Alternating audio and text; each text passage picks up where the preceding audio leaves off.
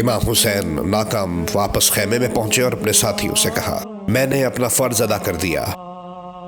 میرا دل کہتا ہے کہ میں بھی ایک دفعہ ان ناعاقبت اندیش احمقوں سے بات کر کے دیکھوں۔ زہیر ابن قین نے کہا، ضرور۔ امام نے مسکرا کر کہا، یہ بھی ایک طریقہ جنگ ہے، فرق اتنا ہے یہاں تلواروں کے نہیں لفظوں کے وار ہوتے ہیں۔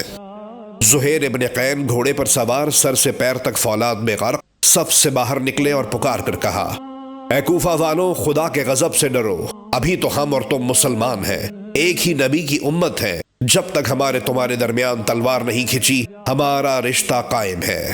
اس لیے مجھے حق ہے کہ تمہیں نصیحت کروں۔ بے شک جب ہمارے درمیان تلوار چلنے لگے اور بیچ میں خون گرے گا، اس وقت اسلامی رشتہ داری ختم ہو جائے گی، پھر ہم ایک امت اور تم دوسری امت ہو جاؤ گے۔ خدا نے آج حسین ابن علی کو ہمارے درمیان اس مجبور اور لاچار حالت میں کھڑا کر دیا ہے۔ اب وہ یہ دیکھنا چاہتا ہے کہ ایسے وقت میں ہم اس کے بھیجے ہوئے پیغمبر کے نواسے کے ساتھ کیسا سلوک کرتے ہیں۔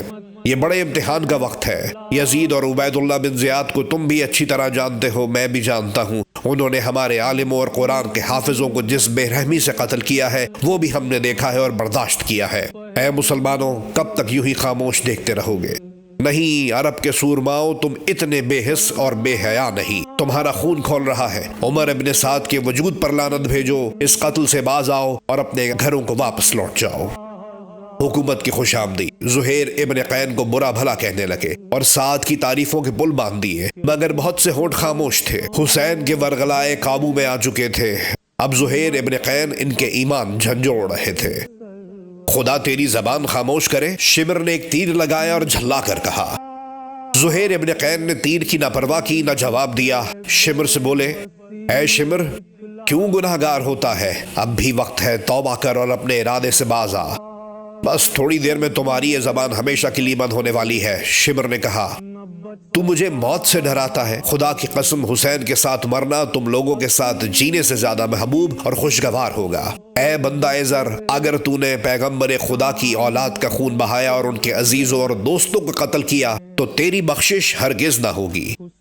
امام حسین نے دیکھا زہیر بن قین کی نصیحت کا کوئی فائدہ نہیں۔ آج دشمن کا سپاہی اپنی جگہ یکتا و تنہا خوف سے لرز رہا ہے، اس میں دم مارنے کی مہلت نہیں۔ انہوں نے کسی سے کہا، زہیر بن قین سے کہو واپس آ جائیں۔ انہوں نے اپنا حق ادا کر دیا۔ ہمارا دشمن آج بہرا بھی ہے، گونگا بھی، اس پر کوئی اثر نہ ہوگا۔ یا حسین، کیا واقعی یہ لشکر مسلمانوں کا ہے؟ تو پھر ان کی آنکھیں کیا ہوئی؟ ان پر جہالت اور لا علمی کی گرد جم چکی ہے۔ ایک چراغ اتنے دلوں پر برسوں کی تپی ہوئی تاریکی کو ختم نہیں کر سکتا۔ حر نے پھر ایک بار عمر سعد سے کہا، تو کیا واقعی جنگ ہوگی؟ جنگ ہوگی اور ضرور ہوگی، ایسی جنگ جسے زمانہ یاد رکھے گا۔ اتنے مطالبے جو حسین ابن علی نے پیش کیے ہیں، کیا ایک بھی منظوری کے قابل نہیں؟ خدا کی قسم، اگر معاملہ میرے ہاتھ میں ہوتا تو میں ضرور منظور کر لیتا۔ ہمارے خلیفہ کو وہم ہو گیا ہے، امام سے انہیں کیا خطرہ ہو سکتا ہے؟ تم ہی بتاؤ میں کیا کروں؟ تمہارا حاکم ابن زیاد مانتا ہی نہیں۔ اس کے بعد حر کو معلوم ہو گیا کہ کچھ کہنا سننا بیکار ہے، ہٹ کر ایک الگ مقام پر کھڑے ہو گئے۔ قرہ بن قیس جو حر کے قبیلے سے تھا مگر حر کے اوپر جاسوسی کی غرض سے تعینات کیا گیا تھا، قریب آ گیا تاکہ حر پر پوری طرح نگاہ رکھے۔ تم نے اپنے گھوڑے کو پانی نہیں پلایا؟ حر نے اس سے پوچھا۔ نہیں۔ تو پھر پلاؤ گے نہیں؟ ابن قیس سمجھ گیا کہ حر اسے ٹالنا چاہتے ہیں، شاید جنگ میں حصہ لینے کا ارادہ نہیں، ڈرتے ہیں کہ میں مجبوری کر دوں گا۔ حر جنگ میں حصہ نہیں چاہتے تو کیا فرق پڑتا ہے؟ اس نے کہا، اچھا جاتا ہوں، پانی پلائے لاتا ہوں۔ ابن قیس سے پیچھا چھڑا کر حر نے بڑی ہوشیاری سے گھوڑے کو امام کے خیمے کی طرف بڑھانا شروع کیا۔ اتنے میں مہاجر بن اوس جو حر کے قبیلے کا تھا پاس آیا اور بولا، کیا حملے کی تیاری ہو رہی ہے؟ حر نے کوئی جواب نہ دیا مگر سر سے پیر تک کانپنے لگے۔ حر، یہ تمہاری کیا حالت ہو رہی ہے؟ تم کوفہ کے سب سے بہادر سپاہی ہو مگر اس وقت تمہارا چہرہ فق ہے اور پسینے چھوٹ رہے ہیں، آخر بات کیا ہے؟ میرے سامنے ایک طرف جنت ہے اور دوسری طرف دوزخ، حر نے گھٹے ہوئے گلے سے کہا۔ کیا فیصلہ کرنے میں تکلف ہو رہا ہے؟ تعجب ہے، تم بھی کیا مسلمان ہو؟ ٹھیک کہتے ہو، فیصلے کرنے میں میں نے بہت لیت و لال کیا، خدا مجھے معاف کرے۔ یہ کہہ کر گھوڑے کو ایڑی لگائی اور گھوڑا کمان سے نکلے ہوئے تیر کی طرح غائب ہو گیا۔ اس سے پہلے کہ لوگ اپنے حواس جمع کر کے کچھ قدم اٹھاتے، حر زد سے نکل چکے تھے۔ غنیم کے لشکر میں خلل پڑ گیا۔ وہ دیکھو، امام حسین ابن علی کا طرفدار ان کی خدمت میں جا رہا ہے۔ عمر سعد کا رنگ فق ہو گیا، چہرے پر ہوائیاں اڑنے لگیں۔ حر جیسا تابعدار دغا دے گیا۔ 2-4 رسالوں کو حکم دیا، فوراً اس غدار کا پیچھا کرو اور زندہ مردہ جیسے بھی ہاتھ آئے ہمارے حضور میں پیش کرو۔ مگر حر کا گھوڑا بجلی تھا کہ چھلاوا پلک جھپکنے میں غائب ہو گیا۔ حر کو خیمہ حسین کی طرف آتے دیکھ کر سب چوکنے ہو گئے، نیزے سنبھل گئے، کمانیں کھچ گئیں اور تلواریں سوت لی گئیں۔ مگر حر کو اپنی جانب آتے دیکھ کر پیاسے امام کے مرجھائے ہوئے چہرے پر بہار آ گئی۔ مسکرا کر عباس سے بولے، وہ دیکھو حسین کا دوست آ رہا ہے، سب سے کہہ دو کوئی نہ روکے، تم جا کر اس کا استقبال کرو کہ بڑا مردم شناس آ رہا ہے۔ برادر عزیز جلدی پیشوائی کو بڑھو کہ ہمارا بہت پیارا دوست ہماری جانب آ رہا ہے۔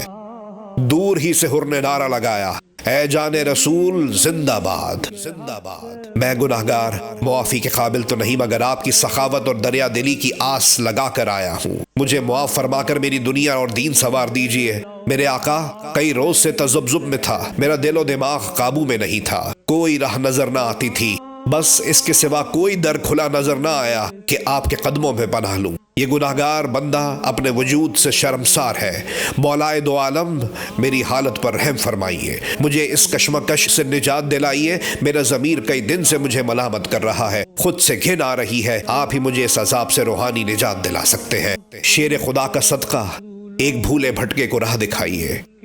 امام حسین کی آنکھوں سے بے اختیار آنسو جاری ہو گئے، ہنستے ہوئے دونوں بازو پھیلا دیے اور تیزی سے حر کی جانب بڑھے۔ حر نے دوڑ کر قدم چوم لیے، امام نے اسے اٹھا کر چھاتی سے لگا لیا۔ میں نے معاف کیا، میرے خدا نے معاف کیا، تیری رفاقت پر مجھے ناز ہے میرے عزیز، تو صاحب ضمیر منصف و دانا ہے، تو نے حق کی آواز کو سنا اور پہچانا، تیری تنہا ہستی ہزار دشمنوں پر بھاری ہے، یہ میری نہیں اس سچائی کی جیت ہے جو میرا دین اور ایمان ہے، اور تو میرا شریک کار ہے۔ بڑی شان و شوکت سے امام حر کو اپنے خیمے میں لائے۔ دائیں بائیں قاسم بن حسن اور علی اکبر تھے، عباس کے ہاتھ میں پرچم تھا۔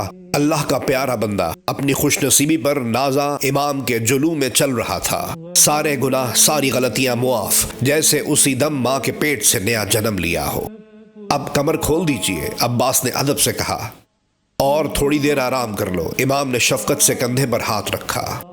آقا میں نے خدا کا نام لے کر کمر باندھی ہے، یہ تو اب اس وقت کھلے گی جب میں اپنی قسم پوری کر لوں گا، مجھے شمر اور عمر بن سعد سے نبٹنا ہے، انہیں جہنم واصل کرنے کا جی میں ارمان لے کر آیا ہوں، مجھ پر انہیں بہت غصہ ہے، میرے احتجاج نے ان کے یقین کی بنیادیں اکھیڑ ڈالی ہیں، وہ دیکھیے بدبختوں نے تیر اندازی شروع کر دی ہے، اس سے پہلے کہ کوئی بچہ جان سے ہاتھ دھو بیٹھے مجھے قدم بوسی کے بعد جانثاری کا موقع دیجیے۔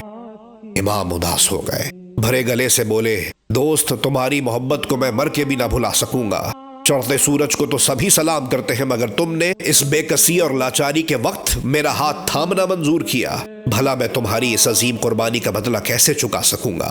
افسوس تم نے خاطر مدارت کا موقع بھی نہ دیا، گو سوائے محبت کے ہمارے توشہ خانے میں کچھ نہیں، ہم پر تو خود 3 دن کا فاقہ ہے، اس غریب الوطنی میں تمہاری خاطر مدارت بھی کیا کروں؟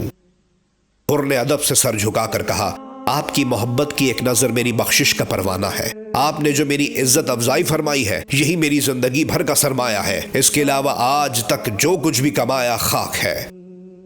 حر کی آمد سے عورتوں اور بچوں کے خیمے میں ایک امید کی لہر دوڑ گئی، جیسے نہر القمہ کی ایک عظیم الشان لہر ساری تشنگی کو بہا کر لے گئی۔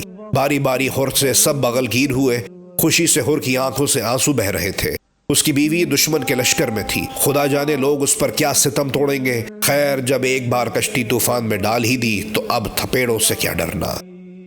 وہی حر جو چوروں کی طرح اپنی فوج سے بھاگتا آیا تھا دشمن کے لشکر کی طرف عجیب شان سے بڑھ رہا تھا، وہ آنکھیں جو یہاں آنے سے پہلے احساس شرم سے ندامت سے جھکی ہوئی تھیں اب نور ایمان سے چمک رہی تھیں، چہرے پر جلال طاری تھا، شانے پر کمان، ہاتھ میں شمشیر، برہنہ پہلو میں نیزے کا پھل سان کی طرح پھن اٹھائے، جیسے ایک دم سے یقین کے ساتھ اس کا وجود ہی بھاری ہو گیا ہو۔ لشکر نے اسے عجب نگاہ سے سہم کر دیکھا، یہ وہ عمر بن سعد کا فرما بردار ماتحت نہیں تھا، حکومت کے اعلی کار کے بجائے وہ سچے معنی میں حر یعنی آزاد تھا، وہ اب آل رسول کا طرفدار اور سچ کا لمبردار تھا، امام حسین ابن علی کا عزیز دوست، وہ کسی کی حق تلفی کرنے نہیں جا رہا تھا، وہ مظلوموں، بے کس معصوموں اور امن پسند انسانوں کی جانب سے جبر اور استبداد سے ٹکر لینے جا رہا تھا۔ اس نئے ہر کو انہوں نے اس سے پہلے کبھی نہیں دیکھا تھا، اس لیے ان پر دہشت طاری تھی، ہاتھ پیر پھول گئے تھے، اس کی تلوار کی ضرب کے خوف سے گھاس کے تنکوں کی طرح لرز گئے تھے۔ ایک معمولی بے حقیقت انسان امڑتا گرجتا طوفان بن گیا تھا۔ ہر نے دیکھا فوجی شرمندہ بھی ہے، خوفزدہ بھی۔ اس نے اونچی آواز میں انہیں للکارا، احمقوں کی طرح میرا منہ کیا دیکھ رہے ہو؟ جانتے نہیں میں دوبارہ پیدا ہوا ہوں، میں وہ ہر نہیں جو کچھ دیر پہلے غلاظت میں غوطہ زن تھا۔ اس وقت امام ابن علی کا ایک ادنا جانثار ہوں، مگر تمہارے مقابلے میں افضل اور بلند مرتبہ ہوں۔ دیکھ رہے ہو میرے چہرے کا جلال، میں ابھی اپنے امام کے قدم چوم کر آیا ہوں۔ جب انہوں نے اٹھا کر مجھے اپنے مبارک سینے سے لگایا تو مجھ میں وہ قوت آ گئی جس کا تم تصور بھی نہیں کر سکتے۔ تم احمق، ناسمجھ، محض مٹی کے تودے ہو۔ تم چراغ نبوت گل کرنا چاہتے ہو، دنیا کو دین اور ایمان کی روشنی سے محروم کرنے پر تلے ہوئے ہو۔ کیا تمہارے دماغوں میں اتنا سوچنے کی بھی سکت نہیں کہ امام کے خون سے داغدار دامن لے کر تم کس منہ سے خدا کے حضور میں جاؤ گے؟ ہر کی آواز نے نیم مردہ دلوں کی اور بھی کچھ جان کھینچ لی، حوصلے اور بھی پست ہو گئے، عذاب دوزخ کا خوف دلوں کو لرزانے لگا، ہاتھوں میں تلواریں کانپنے لگی اور علم سرنگو ہو گئے، جیسے ایک بجلی گری اور پوری فوج کو جھلسا گئی۔ عمر بن سعد حیران و پریشان ادھر ادھر گھوم رہا تھا، اپنی فوج کو للکار رہا تھا، مگر سب جیسے سماعت کھو چکے تھے، مر چکے تھے۔ بزدلوں ہوش میں آؤ، یہ غدار تمہیں بے وقوف بنا رہا ہے، اس کے چکمے میں نہ آؤ، خدا کی نعمتیں ہمارے خلیفہ کے ساتھ ہیں، اس اکیلے سے تم خوفزدہ ہو، خبردار جو کسی نے پیچھے قدم ہٹائے۔ مگر لرزتے کانپتے سپاہی ہر کے بے پناہ حملے کے سامنے خشک پتوں کی طرح گر رہے تھے، مدافعت کی خواہش مر چکی تھی۔ امام ساتھ ساتھ ہر کی بہادری کی داد دے رہے تھے، اس کی ہمت افزائی کر رہے تھے۔ عمر بن سعد غصے سے دیوانوں کی طرح چلا رہا تھا۔ آخر اس نے اپنے خاص دستے کو حکم دیا کہ ایک دم چاروں طرف سے ہر کو گھیر کر کچل ڈالیں۔ ہر کو نرغے میں دیکھ کر امام کے ساتھی بے چین ہو گئے۔ آقا، مجھے اجازت ہے ہر کی مدد کے لیے جاؤں؟ ابھی عباس کے منہ سے الفاظ پوری طرح ادا بھی نہ ہوئے تھے کہ ہر گھوڑے سے نیچے گرے۔ امام نے چند ساتھیوں کو اشارہ کیا اور خود بھی گھوڑا بڑھا کر ہر کے قریب پہنچے۔ انہیں دیکھ کر سب بادل کی طرح چھٹ گئے۔ فوج میں ہر کے بہت سے دوست اور ساتھی تھے، ان لوگوں کے بگڑ کھڑے ہونے کے ڈر سے خاص دستہ ان کی طرف متوجہ ہو گیا۔ چند سرکش جوانوں کو روند ڈالا اور لشکر پیچھے ہٹ گیا۔ امام نے ہر کو خاک و خون میں غلطاں پایا۔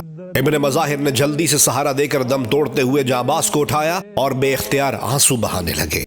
تم نے تو امام کے عزیزوں اور بچپن کے ساتھیوں کو بھی مات کر دیا دوست، تم ہم سب پر سبقت لے گئے۔ خوش نصیب ہو کہ امام کی طرفداری میں جان دینے والوں میں پہلا درجہ تم نے پایا۔ ابن مظاہر بے اختیار رونے لگے۔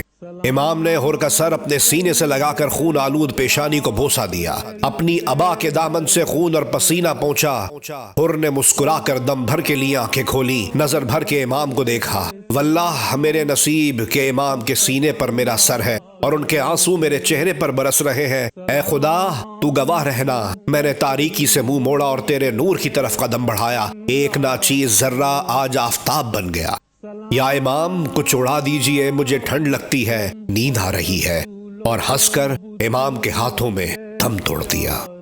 ہر کا نوجوان بیٹا بھی فوج میں اس کا اہم رکاب تھا۔ باپ کی غداری کے بعد نگاہیں اس کا تعاقب کر رہی تھیں۔ ہر کا ایک بھائی بھی فوج میں اچھے عہدے پر فائز تھا، مگر وہ اور ہر ہم خیال تصور نہیں کیے جا رہے تھے۔ اس نے ہر کی حرکت کو حماقت اور پاگل پن سمجھا تھا۔ بیٹے نے بھی باپ کی حماقت میں ایک لفظ نہ کہا تھا۔ زمانہ ایسا ہی تھا، سارے لطیف رشتے ٹوٹ کر بس ایک مصلحت اور منافع کا رشتہ باقی رہ گیا تھا جو خوب پروان چڑھ رہا تھا۔ بھائی بے دریغ بھائی کا سر کا سودا کر لیتے اور چہرے پر شکن بھی نہ آتی، مگر ہر کے ضمیر میں انسانیت کے اجزاء باقی رہ گئے تھے۔ امام حسین کے خلوص نے انہیں اور بھی ابھار دیا تھا۔ بیٹے نے جب ہر کو گرتے دیکھا تو خون نے جوش مارا اور بے قرار ہو گیا۔ بغیر سوچے سمجھے گھوڑے کو ایڑ لگائی اور آن کی آن ہوا ہو گیا۔ چند سپاہیوں نے مزاحمت کرنا چاہی، مگر پھر یہ سوچ کر نہ روکا کہ شاید باپ کی لاش اٹھانے جا رہا ہے۔ امام حسین کے ساتھیوں نے جب اسے اپنی طرف آتے دیکھا، حملے کے لیے تیار ہو گئے۔ بیٹا گھوڑے سے کودا اور باپ کی لاش پر گر پڑا۔ ہر کا بھائی بھی دشمن کی فوج سے یہ سب کچھ دیکھ رہا تھا۔ اس نے میان سے تلوار کھینچی اور گھوڑا بڑھا کر نکلا۔ لوگ سمجھے وہ بھتیجے کو راہ راست پر لانے کے لیے جا رہا ہے، کیونکہ سبھی جانتے تھے کہ وہ بھتیجا بھی ہے اور داماد بھی۔ ابھی کچھ ہی دن ہوئے کہ اس کی بیٹی ہر کے بیٹے کو بیاہی گئی تھی۔ مصعب جب قریب پہنچا تو وہ سکتے میں رہ گیا۔ हुर का फर्जंद और मुसब का चहीता दामाद इमाम के कदमों से लिपटा इजाजत जंग मांग रहा था। ना खलफ है वो बेटा जो अपने बाप के कातिलों का साथ दे। या इमाम, मेरा खून खौल रहा है, मुझे इजाजत दीजिए। तुम्हारे बाप के एहसान के बोझ से मैं सुबुकदोश ना हो सकूंगा। अब तुम्हें जंग की इजाजत नहीं फर्जंद। मुझे अपने बाबा के कुर्ब से महरूम न कीजिए। जाओ ए नौजवान, तुम्हारी यही मर्जी है तो मैं कैसे रोक सकता हूँ। खुदा तुम्हारा निगहबान। हुर का बेटा तेजी से तलवार खींचकर पलटा तो अपने चचा को देखकर ठिठक गया। दोनों तरफ के लोग ये ड्रामा देख रहे थे। चचा और भतीजे दोनों की तलवारें म्यान से निकली हुई थीं। मुसब घोड़े से उतरा। दोनों देर तक एक दूसरे को घूरते रहे। फिर मुसब की आंख झुक गई, तलवार वापस म्यान में डाल दी। फिर बढ़कर इमाम हुसैन के कदमों को बोसा दिया, अपने मरहूम भाई की पेशानी को चूमा। जिंदगी में हमारा साथ रहा तो अब मौत की क्या हकीकत है जो हमें जुदा कर सके। या इमाम, मेरे पास तो मुआफी मांगने की भी मोहलत नहीं। मेरे अमाल मेरी आखिरत के जामिन होंगे। बस मुझे इजाजत दीजिए कि यही मेरे लिए सबसे बड़ा मुआफीनामा होगा। मैं ही नहीं, ये जो दुश्मन की फौज नजर आ रही है, इनके जिस्म मफलूज हैं, मगर हजारों दिल अब भी आपके कदमों में झुके हुए हैं। जज्बात की शिद्दत से इमाम का गला भर आया। इब्ने मुजाहिर से मुस्कुरा कर कहा, ये मौजज़े देखे तुमने? हमारे मेहरबान कहां कहां से चले आ रहे हैं। चचा भतीजे आखिरी बार बगलगीर हुए, घोड़े पर सवार हुए और आन की आन में मिसले तूफान गनीम की सफों पर टूट पड़े। फासले की वजह से फौज को नहीं मालूम था कि मुसब में और इमाम हुसैन में क्या बातें हुई। जब चचा भतीजे को साथ आते देखा तो कोई शुबा भी ना हुआ, मगर जब मुसब ने करीब पहुंचकर बाआवाज़ बुलंद कहा, मेरे भाई के कातिलों, चंद लम्हों कबल मैं भी तुम्हारी तरह अंधा, बहरा और गूंगा था। खुदा ने मुझ पर रहम फरमाकर मुझे बसारत बख्शी और अब मैं भी सुन सकता हूं और बोल भी सकता हूं। ये दिन कयामत से कुछ कम नहीं, जब भाई भाई को घोड़ों की नालों तले रोंद रहा है। उसूल, शऊर और मजहब सब बालाए ताक रखकर आज इंसान ताकत के भूखे हैवानों के हाथों बिक गया है।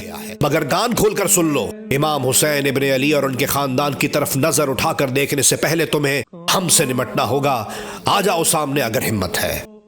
मुसब और उनका नौजवान भतीजा बड़ी शान से लड़े और शहीद हो गए।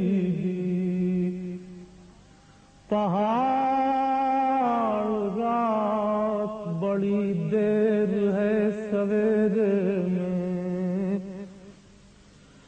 कहाँ हो शाम गरीबां के घुप अंधेरे में।